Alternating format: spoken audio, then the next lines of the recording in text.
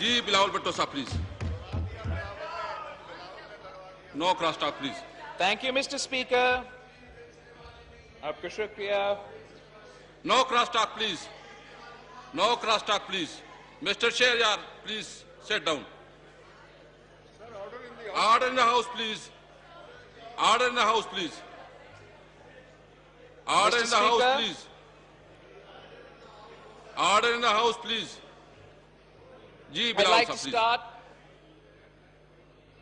by thanking the President of Pakistan for accepting the suggestion to summon this joint session of Parliament to discuss the situation, the desperate situation arising out of the recent actions taken by India and Indian-held Kashmir. We may have rendered this House dysfunctional, Mr. Speaker.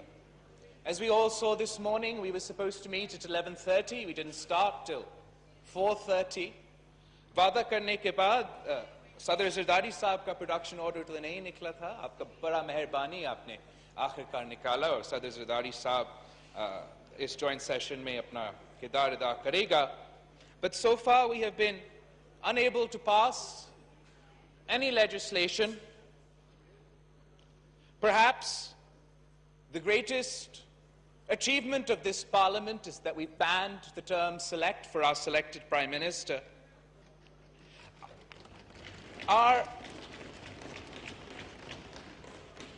अफसोस के साथ कहना पड़ता है, मगर जनाब speaker, आपने आज तक अपना ही, you haven't been able to complete your own house. Unfortunately, आज भी इतना अहम मौके पे सारे मेंबरान नेशनल असेंबली मौजूद नहीं हैं. उसमें साबिक वज़ीर आज़म शायद खाकान अब्बासी साहब, मुस्लिम लीग नवाज का पंजाब प्रेसिडेंट राना सनाउल्लाह साहब और हमारा दो MNA साउथ वज़ीरिस्तान और नॉर्थ वज़ीरिस्तान से आज भी मौजूद नहीं है. मैं फिर से आपके सामने अपील करता हूं जनाब स्पीकर कि आप अपना हाउस मुकम्मल करें. बहुत अफसोस है कि हमने ना बजट के वक्त मुकम्मल किया था और ना इस अहम मौके पे जब हमें सब कश्मीर पर बात करना था जॉइंट सेशन में, हम तब भी अपना हाउस मुकम्मल नहीं कर सके. Every question asked of the government by the opposition is never responded to with logic, reason, or even an explanation.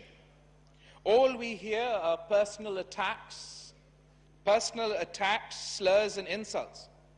But we still appreciate and we still welcome the decision to call this joint session of Parliament, for we all feel it's necessary to speak in one voice for the people of Kashmir. What has happened in the recent days, Mr. Speaker? We've seen cluster bombs deployed. Just 1 minute. मैं Chief Minister Sindh तशरीफ फरमा है, मैं पूरे house की तरफ से उसको वेलकम करता हूँ. चीफ को वेलकम करता हूँ.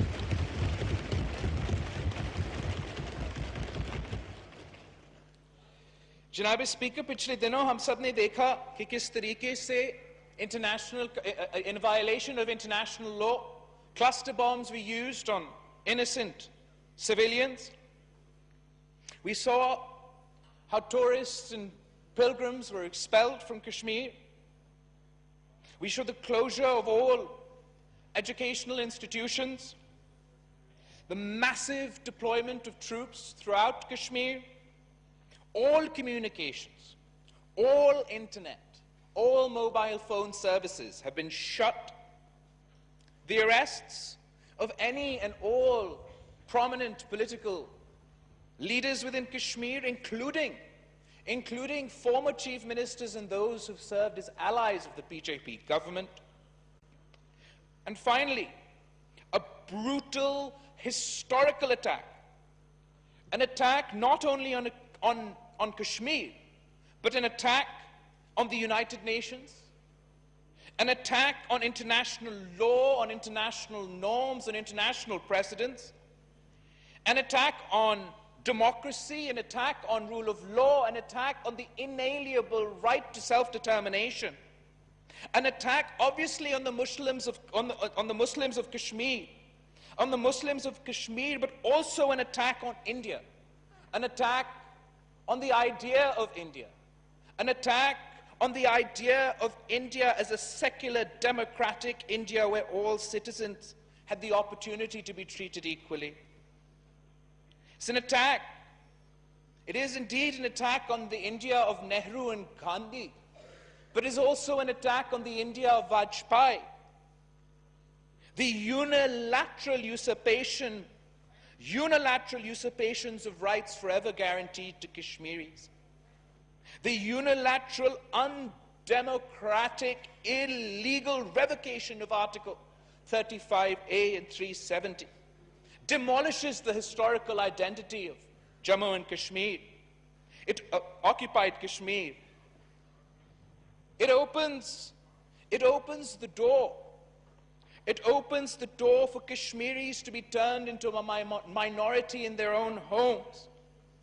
If Kashmir was a flashpoint before, if Kashmir was a human rights disaster before, if peace in the region was held hostage to Kashmir before, with one stroke of the pen, Mr. Speaker, with one stroke of the pen, Mr. Speaker, India has now opened up a Pandora's box that has the potential to engulf the entire regions in flames. It has the potential to engulf the entire region in flames, and we have also opened the door to a potential nuclear catastrophe.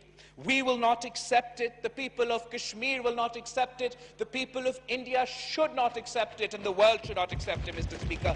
Modi is playing with fire.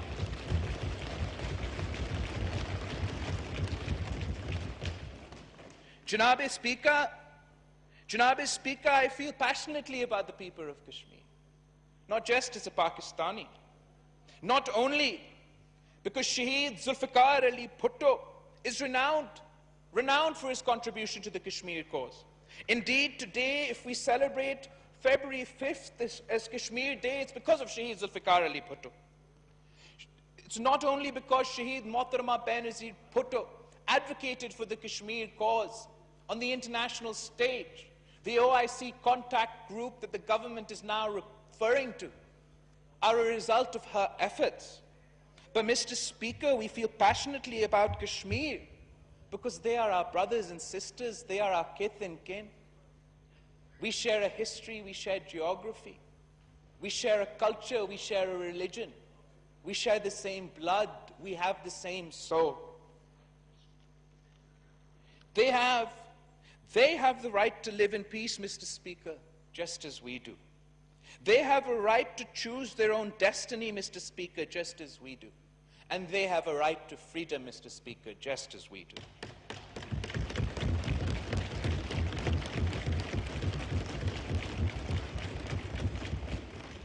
This unfulfilled promise, this unfulfilled dream is not only a dream of every peace-loving Kashmiri, but it is also a dream of every Pakistani.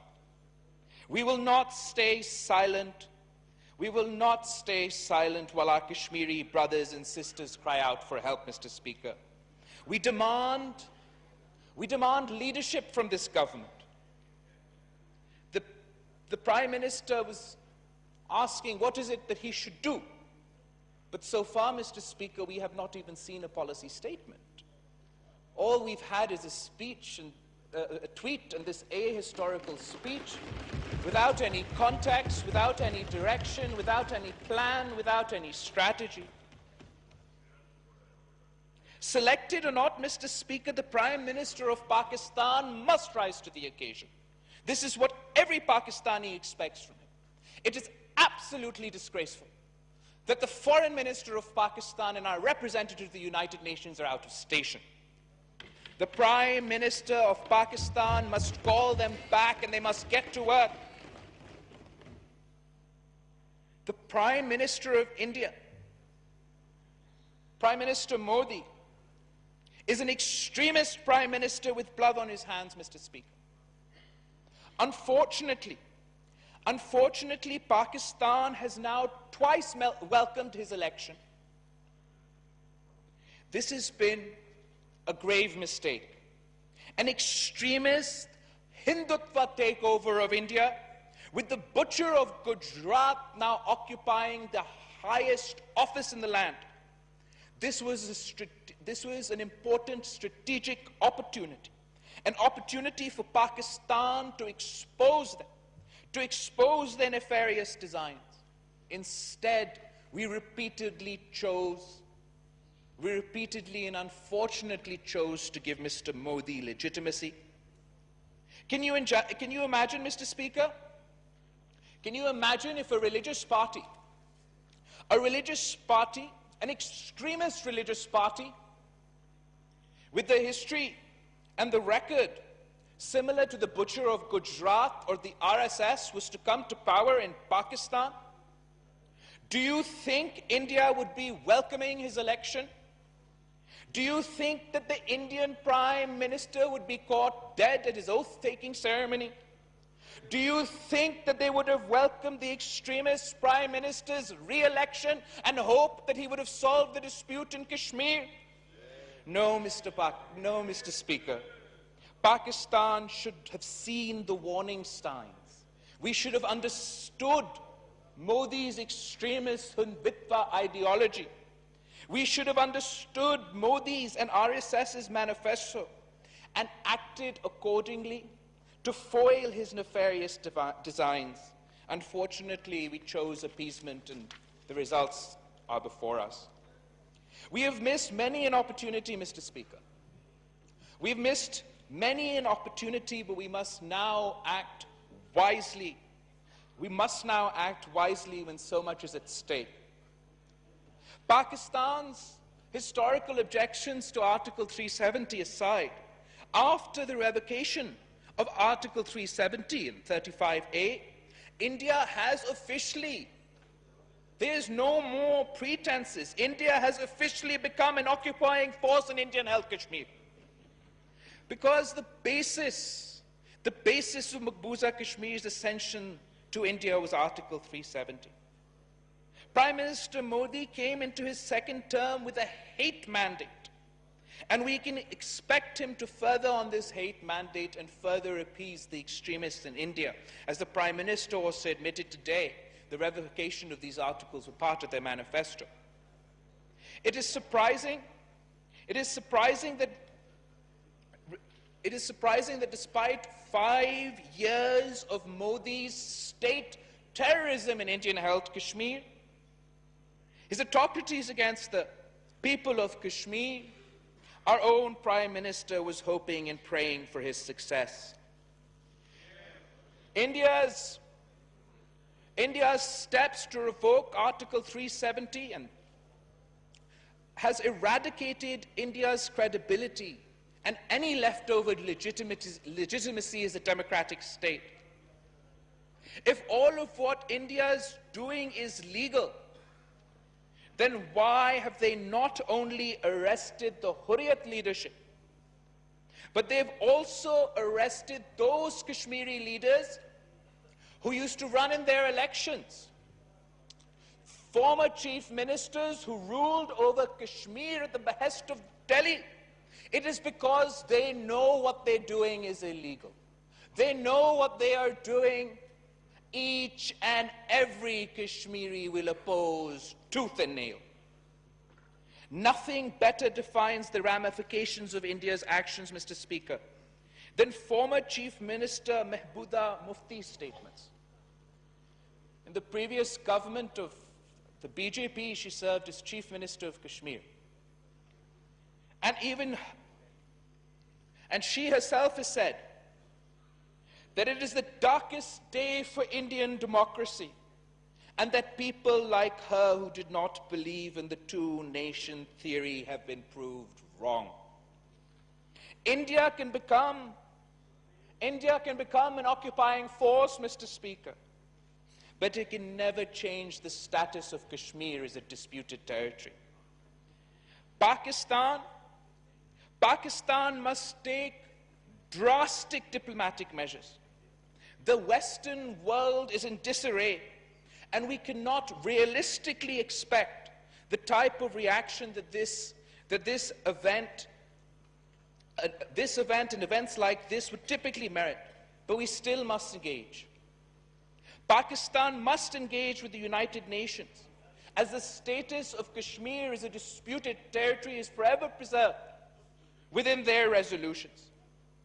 As a member of the OIC, Pakistan must try and get a special session of the OIC, at least at the foreign minister level, so we can send a strong message to the world that whatever our differences, the Muslim world is united when it comes to the issue of Kashmir.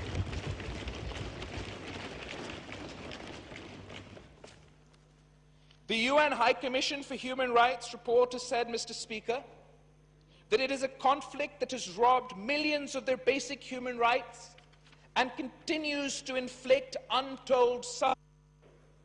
The report urged the United Nations Security Council to, quote, consider establishing a commission of inquiry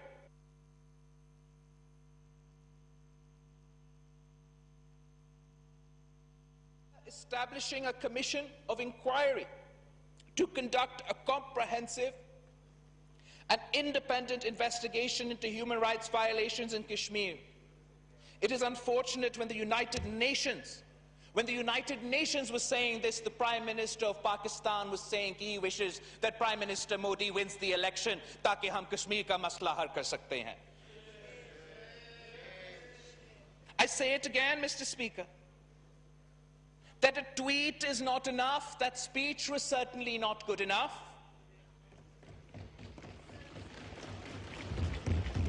There was no formal statement from Pakistan. Who else is supposed to speak for the people of Kashmir? The foreign minister is not even in the country. He's not present here for the joint session. I appeal to the Prime Minister के Shireen Mizari साहिबा को आप foreign minister बनाएं, शायद हम इस issue को सही तरीका से handle कर सकें. We must demand, and I'm sure Shireen Mizari साहिबा अगर foreign minister होती तो demand करती कि United Nations Commission report जो है human rights पे. We must demand as Pakistan that inquiry be formed, and the events over the last few days have provided us with ample evidence of why it must be formed immediately. We must call on the world community to play its role. The international community must take stock of Indian atrocities. It has refused all offers of dialogue. India is slowly shutting all avenues for bilateral dialogue by going against the spirit of the Simla Agreement, which ensures that no side will take unilateral actions to change the status quo. The Modi government is neither interested in bilateral dialogue. It's neither interested in bilateral dialogue, nor is it interested in mediation, and nor does it pay heed to the United Nations. We expect the Prime Minister of Pakistan to use the full force of his office and all available international forums to advocate for the people of Kashmir as if they were his own children.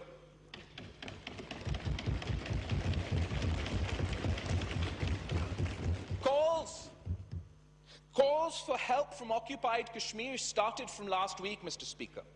Our party and others had called attention to this issue, but the government was either too busy celebrating the DC photo op or bashing political opponents to even take notice. We do not want to hint at the question of collusion, but I must inform you, Mr. Speaker,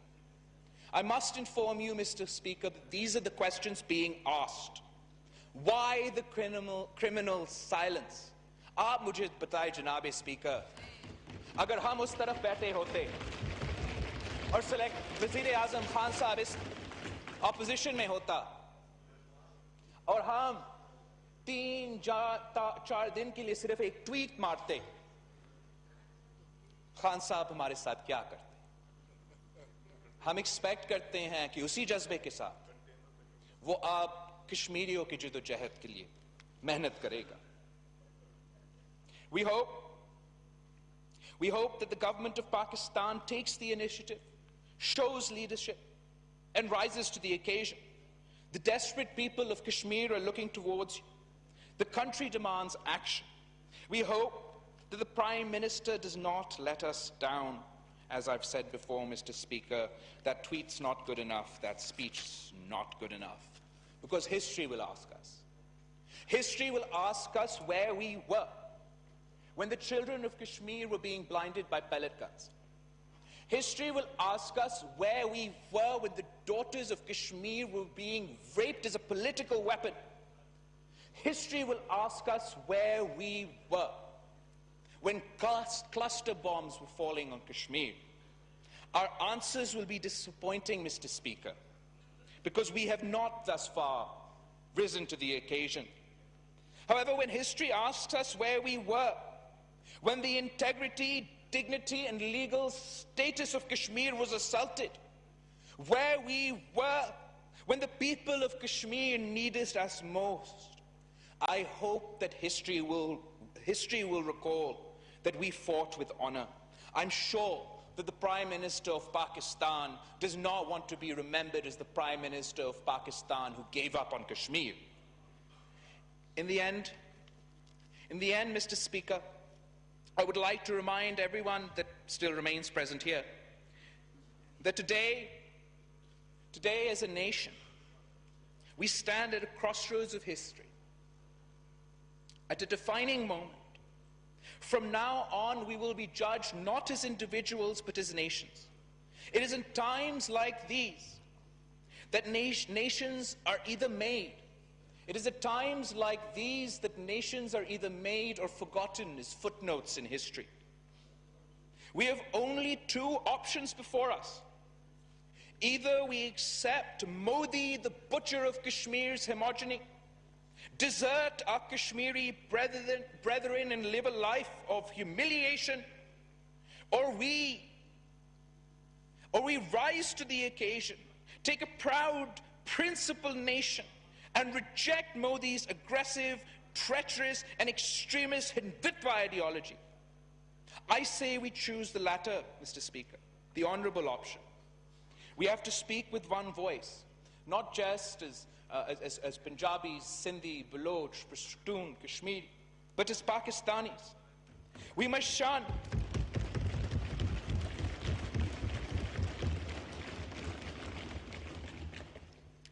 shun all our differences and convey to the world that we stand united with our Kashmiri brethren.